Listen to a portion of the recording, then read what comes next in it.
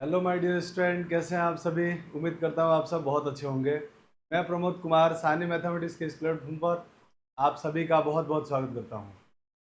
बच्चों, आज हम लोग एक बेहतरीन काम की तरफ स्टार्ट कर रहे हैं फिर से। जैसा कि आपको पता है, हम लोग डिटेल्ड क्लास पढ़ रहे थे और वो क्लास कंटिन्यू चलती रहेगी। अब हम लोगों ने आज से एक नया सीरीज और स्टार्ट किया है, जिसमें ऑब्जेक्टिव क्वेश्चंस जो एमसीक्यू क्वेश्चन है वो भी हम लोग साथ के साथ जो चैप्टर पूरे हो रहे हैं उनके पीछे के पीछे एमसीक्यू क्वेश्चन भी सॉल्व करते जाएंगे। ठीक है।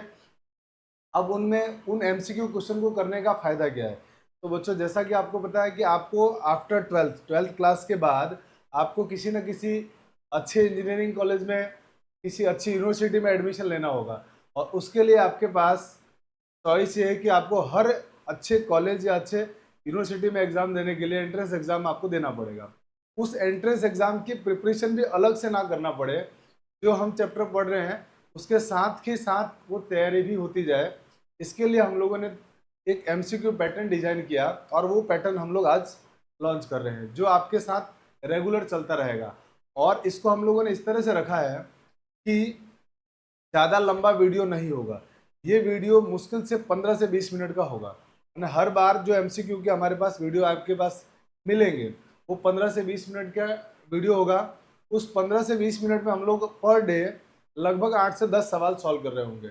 8 से 10 सवाल, इट मीन्स हर चैप्टर की अगर बात की जाए तो हम लोग हर चैप्टर में 5 से 6 वीडियो आएंगे हर चैप्टर के। एटलीस्ट 5 से 6 आने का मतलब 50 से 60 क्वेश्चन आपको हर चैप्टर के मिलेंगे। तो अगर आप 50 से 60 क्वेश्चन हर चैप्टर का करते हैं तो हमारे पास जो टोटल नंबर ऑफ चैप्टर्स है, टोटल नंबर ऑफ चैप्टर है वो हमारे पास है 13 चैप्टर है बोर्ड के अंदर, 12th क्लास के अंदर। ठीक है।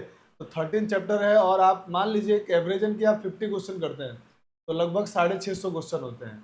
और वो 650 क्वेश्चन जो डिजाइन किए गए हैं उनमें इस बात का बिल्कुल ध्यान रखा गया है कि पहले नंबर पे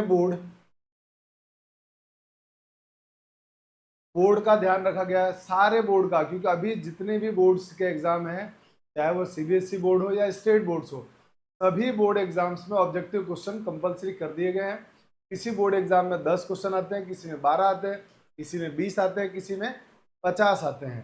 तो अलग अलग बोर्ड के हिसाब से ऑब्जेक्टिव क्वेश्चन की इंपॉर्टेंस को बोर्ड ने समझा है और अप्लाई किया है। तो हम लोगों ने बोर्ड का एग्जाम का भी ध्यान रखा है कि आपका बोर्ड का भी कवर हो जाए।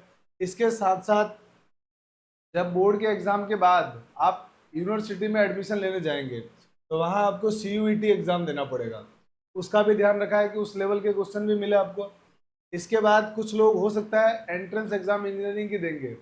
जैसे सपोज करो कई लोग बिट सेट का देने वाले होंगे। ठीक है। तो कई लोग होंगे जो मेंस वगैरह का दे रहे होंगे। ठीक है। तो हमने जो ये पूरा डिजाइन, ये कई लोग अदर स्टेट बोर्ड्स के जो एंट्रेंस एग्जाम होते हैं इंजीनियरिंग के, वो स्टेट बोर्ड्स के एग्जाम्स को दे रहे होंगे,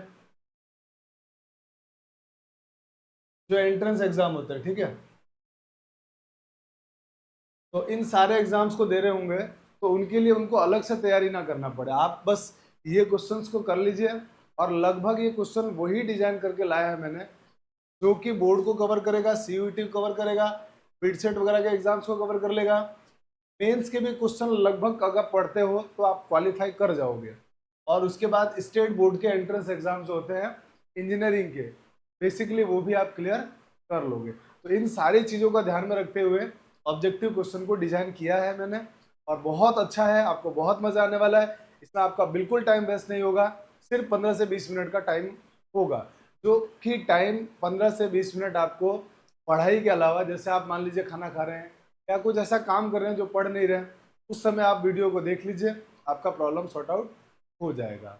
ठीक है बच्चों, तो इसको देखना जरूर, आप कोशिश करें कि किसी भी तरह से ये वीडियो जरूर देखें और इसको मिस ना करें। साथ में जो आपकी रेगुलर क्लासेस चल रही है वो चलती रहेगी, उसमें कोई डिस्टर्बेंस नहीं होगा। वो रेगुलर जो वीडियो चैप्टर वाइज अपलोड हो रहे हैं वो चलता रहेगा।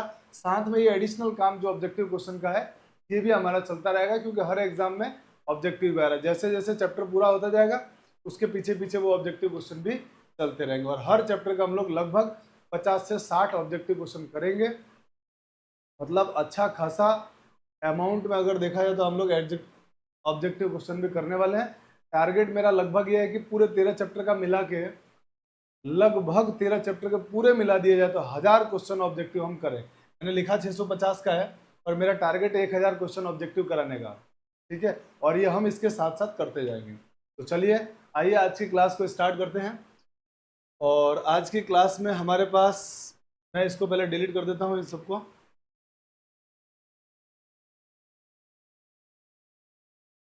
अब हम आज की क्लास को स्टार्ट करते हैं। और आज के लेक्चर में हमारे पास जो क्वेश्चन दिया हुआ है वो दिया है, let R be a relation in the set N given by R is equal to a comma b such that a equal to b minus two, और साथ में बोला गया b is greater than 6, then इनमें से कौन सा option सही है।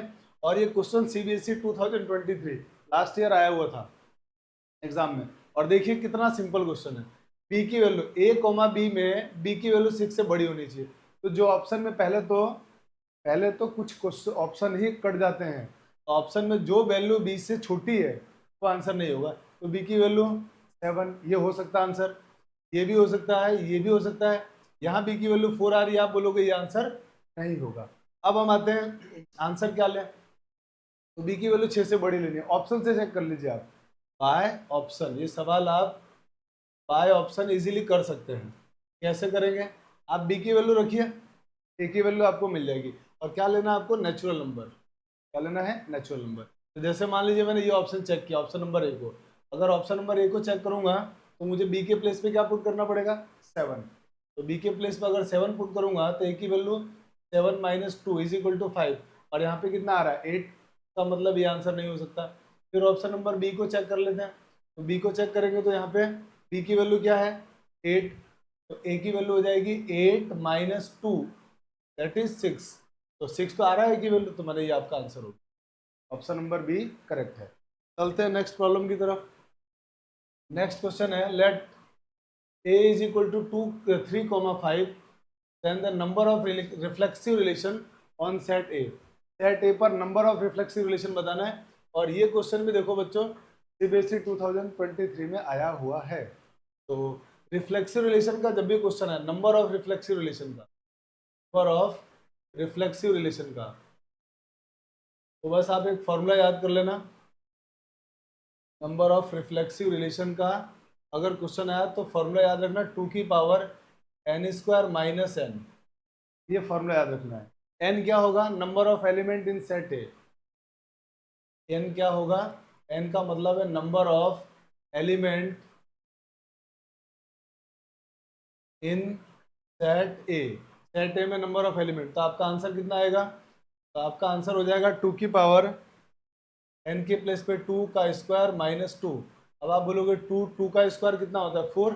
और 2 का स्क्वायर ये 4 माइनस 2 2, और 2 स्क्वायर कितना आ जाएगा, 4। इसलिए आपका आंसर हो जाएगा 4, ये option correct.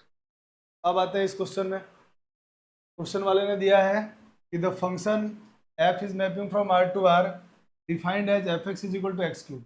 fx is equal to x cube. तो जब आप मेरे जो पढ़ाया मैंने पहले डिटेल लेक्चर, आप उसको देखोगे तो आप बोलोगे कि सर इसका तो मुझे ग्राफ आता है और फंक्शन r से r भी दिया हुआ है, तो ग्राफ बना लेते हैं। तो ग्राफ बनाते तुरंत दिख जाएगा। और ये सैम्पल पेपर, एसएमपी का मतलब है sample paper, CBSE sample paper 2022 term 1 का है। तो एक्स क्यूब का कुछ लोग ग्राफ बोलेंगे कि सर ऐसा होता है। अगर ऐसा ग्राफ होता है तो पहले 1 चेक करते हैं। तो आप एक्स एक्सिस के पैरेलल लाइन ड्रॉ करो, कितनी भी ड्रॉ करो आप, एक्स एक्सिस के पैरेलल लाइन इसको एक बार कट कर रही है, तो फंक्शन कैसा होगा, तो आप बोलोगे सर फंक्शन 1 होगा। तो 1 तो आ गया। अब आते हैं ऑन टू होगा या इनटू होगा। तो फंक्शन की हाइट देखो, ग्राफ की हाइट देखोगे तो आप बोलोगे सर माइनस इन्फाइनाइट से प्लस इन्फाइनाइट। इसका मतलब जो इसकी रेंज आएगी वो रेंज हो जाएगी minus infinity two plus infinity, और इसको बोलते हैं आर। और कोडोमेन भी कितना दिया हुआ है, आर। कोडोमेन भी कितना दिया हुआ है, आर। और अगर रेंज की वैल्यू कोडोमेन के बराबर आ जाए, फंक्शन कैसा होता है, ऑन टू। तो ये फंक्शन 1 एंड ऑन टू है, 1 एंड ऑन टू। तो 1 ऑन टू कौन से में है, both 1 and on two. Option number D correct हो गया। ठीक है, तो चलते हैं अब नेक्स्ट प्रॉब्लम की तरफ। नेक्स्ट प्रॉब्लम है हमारे पास कि relation R in the set A. Set A दिया, इसमें एलिमेंट है 1 2 3, डिफाइंड एज क्या डिफाइन किया हुआ है, रिलेशन लिख देता हूं मैं। डिफाइन किया हुआ are is equal to 1,1, 1,2, 2,2, 3,3. Which of the following ordered pair in R shall be removed to make it equivalence relation in set A? CBSE term 1 का 2022 का क्वेश्चन है ये, और ये दिया हुआ सेट क्या दिया था हमारे पास, तो सेट में एलिमेंट दिया है 1 2 3। क्वेश्चन वाला ये कह रहा है इसमें आपके पास कि इसमें से कौन सा ऑर्डर्ड पेयर रिमूव कर दिया जाए ताकि ये रिलेशन कैसा बन जाए, इक्विवेलेंस रिलेशन बन। इक्विवेलेंस रिलेशन बच्चों क्या होता है, तो आपको मालूम होगा इक्विवेलेंस रिलेशन वो रिफ्लेक्सिव भी होना चाहिए, सिमेट्रिक भी होना चाहिए और ट्रांजिटिव भी होना चाहिए। तो रिफ्लेक्सिव, सिमेट्रिक, ट्रांजिटिव तीनों होना चाहिए। तो आप देखो पहले चेक करते हैं रिफ्लेक्सिव है कि नहीं। तो आप जानते हैं रिफ्लेक्सिव की क्या कंडीशन होती है, ये जो सेट दिया हुआ है इस सेट का हर एलिमेंट का खुद से रिलेशन होना चाहिए, माने हर एलिमेंट का डबलेट होना चाहिए। ठीक है, तो दिख रहा है आपको 1,1 है, 2,2 है, 3,3 है। इसका मतलब जो फंक्शन दिया वो जो रिलेशन दिया वो रिफ्लेक्सिव तो है। अब आते हैं सिमेट्रिक चेक करने के लिए। तो सिमेट्रिक के लिए क्या होता है, सिमेट्रिक के लिए ये है कि अगर ए का बी से रिलेशन है, अगर ए का बी से रिलेशन है तो हम ये कहेंगे कि बी का भी किससे रिलेशन होना चाहिए, ए के साथ। बी का भी किससे होना चाहिए, ए के साथ। तो देखो 1 का 2 से है, 1 का 2 से है और 2 का 1 से रिलेशन नहीं है, मतलब ये रिलेशन सिमेट्रिक नहीं है। समझ में आ रही बात। अब आता है इक्विवेलेंस रिलेशन। तो इक्विवेलेंस रिलेशन तो ये होता है, ये भी होता है, ये भी होता है, और 1,2 भी होगा। 1,2 का इसके साथ देखोगे तो 1,2 आएगा। तो मतलब ये रिलेशन क्या है, ये रिलेशन सिमेट्रिक, रिफ्लेक्सिव भी है, ट्रांजिटिव भी है, लेकिन सिमेट्रिक नहीं। और मुझे क्या बनाना है, इक्विवेलेंस। इक्विवेलेंस बनाने के लिए मुझे सिमेट्रिक तो बनाना पड़ेगा, और सिमेट्रिक तो क्वेश्चन वाले ने पूछा है कि कौन सा ऑर्डर पेयर इसमें से रिमूव कर दूं ताकि ये सिमेट्रिक भी बन जाए, तो मेरा काम बन जाएगा। तो सिमेट्रिक बस ये प्रॉब्लम दे रहा है, ये सिमेट्रिक अगर ये एलिमेंट नहीं होता तो पूरा रिलेशन हमारा सिमेट्रिक हो जाता, और सिमेट्रिक हो जाता तो रिफ्लेक्सिव और ट्रांजिटिव तो है ही, इक्विवेलेंस आ जाता। इसका मतलब आपको इस रिलेशन को रिमूव करना पड़ेगा। जो आपका आंसर आएगा वो कौन सा ऑर्डर पेयर आने वाला है, 1,2। तो ये हमारा आंसर होगा फाइनल, ऑप्शन नंबर बी। इसको हटाते ही हमारे पास जो रिलेशन है 1,1, 2,2 और 3,3 आएगा, और आपको मालूम है ये स्मॉलेस्ट इक्विवेलेंस रिलेशन है। समझ में आ रही बात। चलिए आगे चलते हैं क्वेश्चन नंबर 4 की तरफ। क्वेश्चन नंबर 4 में देखिए क्या क्वेश्चन वाला बोल रहा है कि let the relation R in the set A x belongs to z and 0 is less than equal to x is less than 12 given by r is equal to a comma b mod a minus b is multiple of 4। Multiple of 4 का मतलब होता है divisible by 4 भी होता है, ना इसमें 4 का डिवाइड होगा। समझ में आ रही बात। जो मॉड ए माइनस बी आएगा उसमें 4 का डिवाइड होगा। क्लियर, ये इसका मतलब है। मतलब हम ये बोल सकते हैं कि आप मॉड ए माइनस बी में 4 से डिवाइड करोगे तो इंटीजर नंबर आएगा, कहने का मतलब ये है। ठीक है, देन ये सिंबल होता है एक, ये जो सिंबल लिखा है ना वो इक्विवेलेंस क्लास का होता है, इक्विवेलेंस क्लास का। तो क्वेश्चन वाला आगे कह रहा है द इक्विवेलेंस क्लास कंटेनिंग 1। तो 1 को लेके इक्विवेलेंस क्लास क्या बनेगा। अब एक्चुअली इक्विवेलेंस क्लास का मैं थोड़ा सा आपको आइडिया देता हूँ कि इक्विवेलेंस क्लास क्या होता है। इक्विवेलेंस क्लास, इक्विवेलेंस क्लास का मतलब होता है बच्चों हमारे पास कि इक्विवेलेंस क्लास को जैसे किसी भी एलिमेंट ए लिखा हुआ है, ए का मुझे इक्विवेलेंस क्लास निकालना है। जैसे इस 1 की बात कर लेते हैं अपन, ए का क्यों बात करें। अगर मुझे 1 का इक्विवेलेंस रिलेशन क्लास बनाना है तो मुझे क्या करना है, वो सारे एलिमेंट ढूंढने हैं जिनका 1 से रिलेशन हो। सीधा सा बात है, इक्विवेलेंस क्लास अगर मुझे 1 का चाहिए तो 1 वो सारे एलिमेंट जो 1 से रिलेटेड हो, वो सारे एलिमेंट जो 1 से रिलेटेड हो उनका सेट, वो इक्विवेलेंस रिलेशन होता है।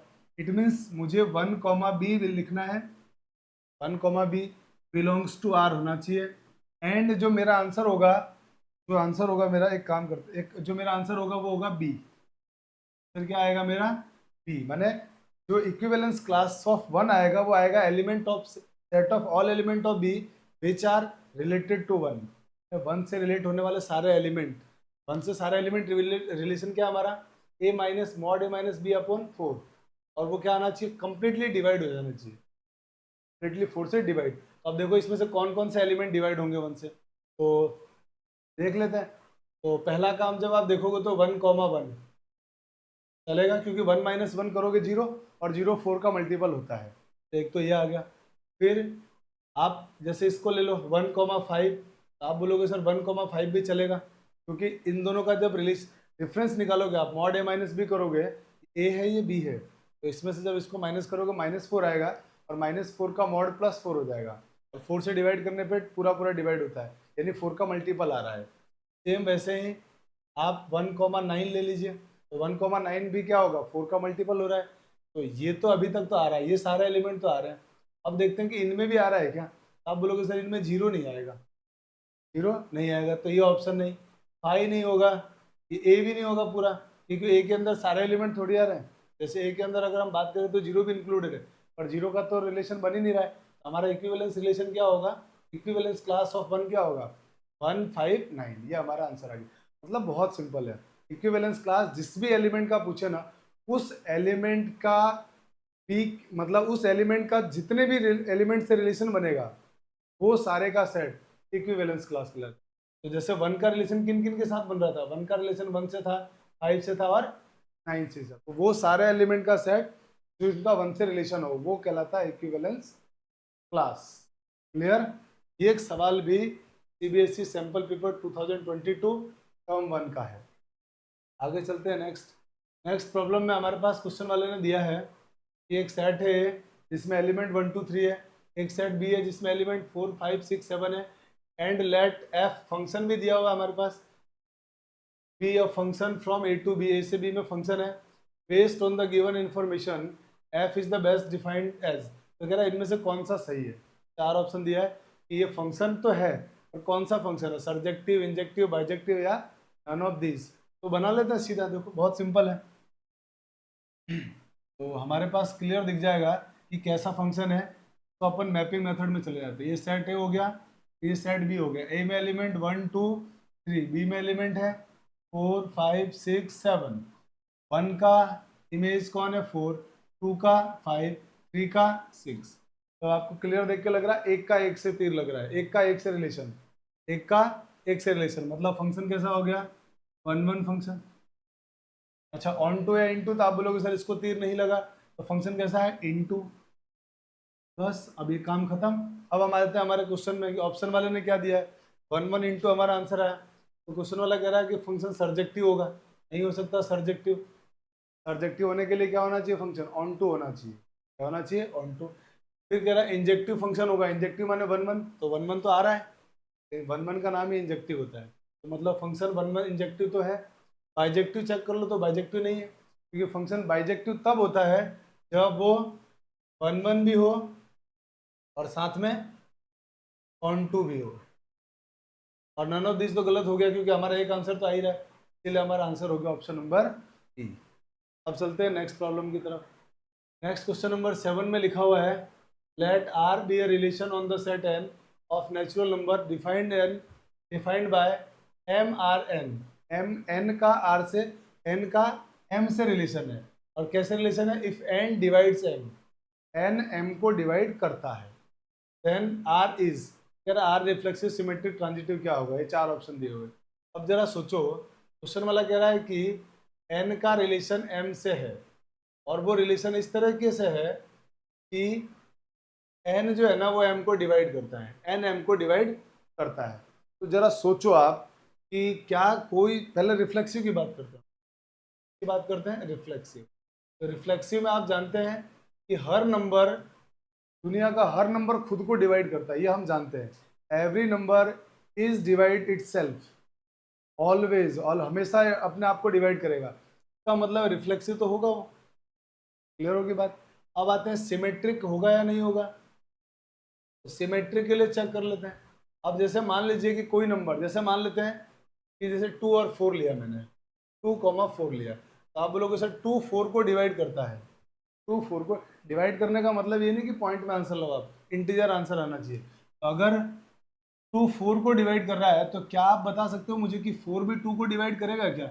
आप बोलोगे नहीं सर ये तो डिवाइड नहीं कर रहा है, इसका मतलब ये फंक्शन ये रिलेशन सिमेट्रिक नहीं है, रिफ्लेक्सिव है, सिमेट्रिक नहीं है। अब आते हैं ट्रांजिटिव के लिए कि सर ये ट्रांजिटिव है या नहीं है।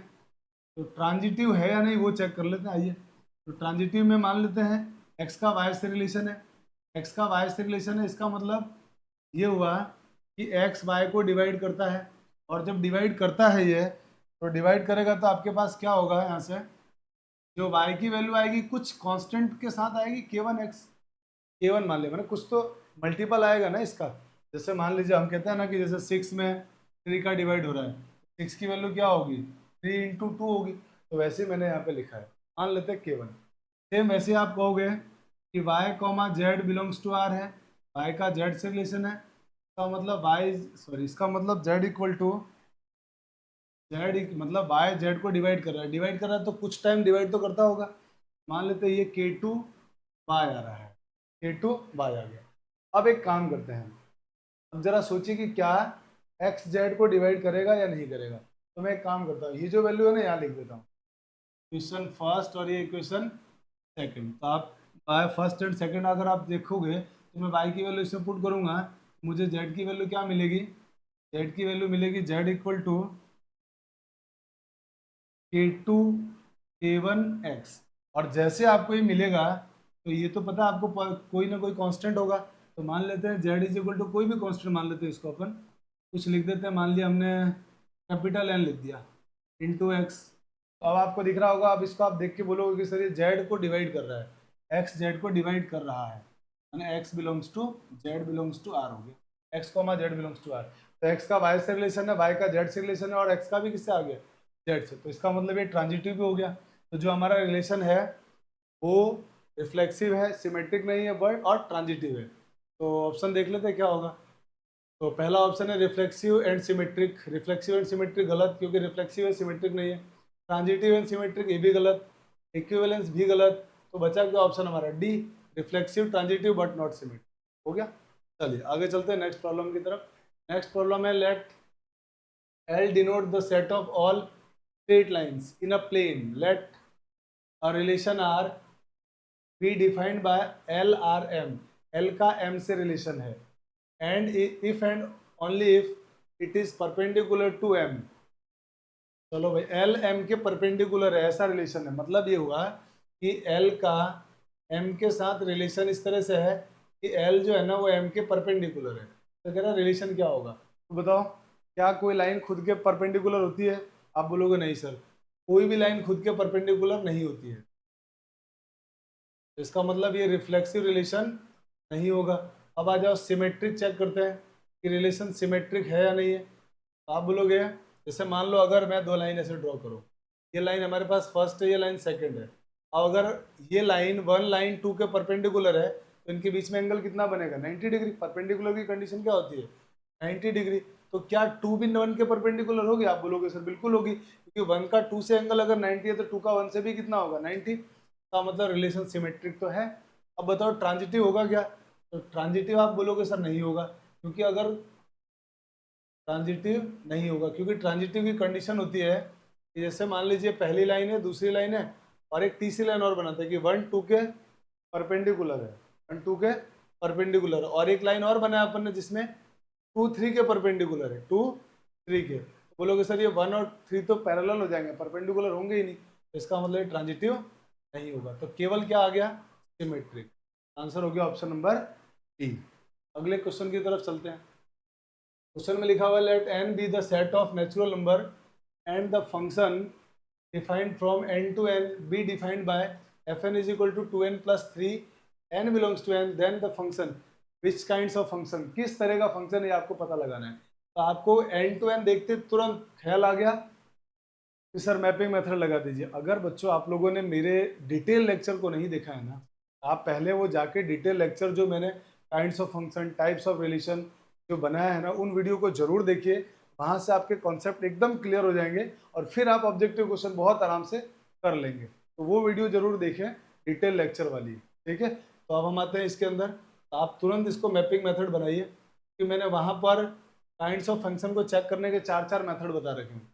जैसा क्वेश्चन होगा वैसा हम लोग उसका इलाज करेंगे, उस तरह से उसको सॉल्व करेंगे। तो n से n में फंक्शन है और fn क्या दिया हमारे पास, 2n प्लस 3। मैंने आपको बोला था इसको इधर कहीं साइड में ले लो, फंक्शन हमारे पास दिया हुआ है f n is equal to 2n+3। अब मैं क्या कर रहा हूँ, इसमें n में कुछ नेचुरल नंबर लिख रहा हूँ, 1 2 3 4 5 6 डॉट डॉट डॉट, इधर भी 1 2 3 4 5 6 डॉट डॉट डॉट। अब मैं क्या कर रहा हूँ, इसमें वैल्यू भर रहा हूँ, तो n की वैल्यू यहाँ 1 लिख दो, तो 1 लिखोगे तो n की वैल्यू 1, 2 1 जा 2, 2 प्लस 1 3, यहाँ लिख ही देते हैं, चलो 1 निकाल देते हैं वैल्यू, तो 2 into 1 plus 3 is equal to 5। तो 1 का रिलेशन किससे आ गया, 5 के साथ। फिर एफ ऑफ 2 लिख देते हैं, तो 2 इंटू 2 प्लस 3, तो आप बोलोगे सर ये हो गया 7, 4 प्लस 3 7, तो 2 का रिलेशन किसके साथ आएगा, 7 के साथ। तो आप देख पा रहे हैं, इसी तरह आपको आइडिया लग गया होगा कि सर एक जना एक को ही तीर मारेगा, एक जना एक को तीर मारने का मारेगा, मतलब फंक्शन कैसा है, 1 1 है। अब कई लोगों के दिमाग में आएगा सर ये ऑन टू है इन टू है, तो आप बोलोगे सर इसको तीर नहीं लगा, एक को भी चेक कर लो आप, इसको तीर नहीं लगा। अब जिसको तीर नहीं लगा उसको चेक करना पड़ेगा तीर लगेगा या नहीं लगेगा। चेक कैसे करेंगे, जो भी फंक्शन दिया है ना हमारे पास ओरिजिनल, उसके बराबर में जिसको तीर नहीं लगा उसको बैठा दो। और एफ एन क्या दिया हमारे पास, 2n+3 इज इक्वल टू 1, यहाँ से n की वैल्यू क्या आएगी, तो आप बोलोगे सर n की वैल्यू आएगी सॉल्व करने पर -1, यानी इस 1 को तीर कौन मारेगा, -1 मारेगा, 1 को तीर कौन मारेगा, -1। और -1 इधर नेचुरल नंबर में नहीं होता है, इसका मतलब डेफिनेटली इसको तीर नहीं लगेगा, इसका मतलब फंक्शन कैसा हो जाएगा, 2 हो जाएगा, इनटू फंक्शन हो जाएगा। अब ऑप्शन में चेक कर लो क्या आंसर है, तो आप बोलोगे सर्जेक्टिव नहीं है, सर्जेक्टिव होने के लिए ऑन टू होना चाहिए, इंजेक्टिव है, बाइजेक्टिव नहीं है, और नन ऑफ दिस भी गलत हो गया, तो हमारा आंसर हो गया सिर्फ। क्लियर। अब आते हैं अपन नेक्स्ट प्रॉब्लम की तरफ। नेक्स्ट प्रॉब्लम लिखा हुआ है, the set A has 3 elements and the set B has 4 elements, then the total number of injective mapping that can be defined from A to B. आपको A से B में total injective यानी 1 1 function कितने होंगे ये आपको पता लगाना है। तो जैसे देखिए ये सेट ए दिया हुआ है, ये सेट बी दिया हुआ है, और ए में एलिमेंट कितने, 3 एलिमेंट है, मान लेते हैं ए बी सी है, और बी में एलिमेंट 4 है, 1 2 3 4, और आपको ए से बी में फंक्शन बनाना है, और वो भी इंजेक्टिव फंक्शन कितने बनेंगे। तो मैंने इसको नंबर ऑफ फंक्शंस पर बेस्ड क्वेश्चंस को बहुत अच्छे तरीके से मेरे डिटेल लेक्चर में आपको पढ़ा रखा है, तो आप वहाँ से ज़रूर मेरे डिटेल लेक्चर को देखिए, वो आपको बहुत बेनिफिट देने वाला है एग्जाम्स के अंदर। उनको देखने से आपको पूरा कंसेप्ट आपका क्लियर हो जाएगा। ठीक है बच्चों, तो चलिए आगे चलते हैं, अपन इसको सॉल्व करते हैं। तो 1 1 होने की क्या कंडीशन होती है, इधर के एक एलिमेंट का इधर के एक एलिमेंट से रिलेशन होना चाहिए। तो पहले बात ए के पास आ जाओ, ए के पास कितनी चॉइस है, कितने लोगों के साथ कितने लोगों को तीर मार सकता है, ए के पास चॉइस है 4, 4 में से किसी को भी तीर मारेगा। फिर बी के पास चॉइस कितनी है, तो बी के पास चॉइस है हमारे पास 3 लोगों की। अगर ए ने किसी को भी मार दिया, मान लो ए ने हमने तीर, ए का रिलेशन किससे आ गया, 2 से, या ए ने 2 को तीर मार दिया। अब बी के पास कितने लोग बचे, 3। इसके बाद बी ने भी मान लो किसी को तीर मार दिया, सी को 4 को मार दिया, सी के पास चॉइस कितनी है, 2। बस ये हो गया total number of injective mapping. तो मल्टीप्लाई कर दो, 4 3 जा 12, 12 2 जा 24, आपका आंसर हो गया। आई होप कि आपने ये 10 क्वेश्चन बहुत अच्छे से एंजॉय किया होगा। हम लोग नेक्स्ट क्लास में फिर 10 क्वेश्चन को लेके आएंगे। इस सेशन को बिल्कुल भी मिस मत कीजिएगा। और अगर आप अच्छा तैयारी करना चाहते हैं, अपने कॉन्सेप्ट अच्छे करने चाहते हैं, तो मेरे डिटेल लेक्चर को जरूर देखिए बच्चों। ठीक है, तो आज की क्लास यही एंड करते हैं, मिलते हैं नेक्स्ट लेक्चर के अंदर, जिसमें हम लोग और बेहतरीन सवाल जो एंट्रेंस एग्जाम्स में आए हुए क्वेश्चन से पुराने, उनको भी हम लोग लेके हाजिर होंगे, और उनको हम सॉल्व करेंगे बहुत आराम से, बहुत इजीली सॉल्व हो जाएंगे। ठीक है बच्चों, तो मिलते हैं नेक्स्ट वीडियो में। जय हिंद।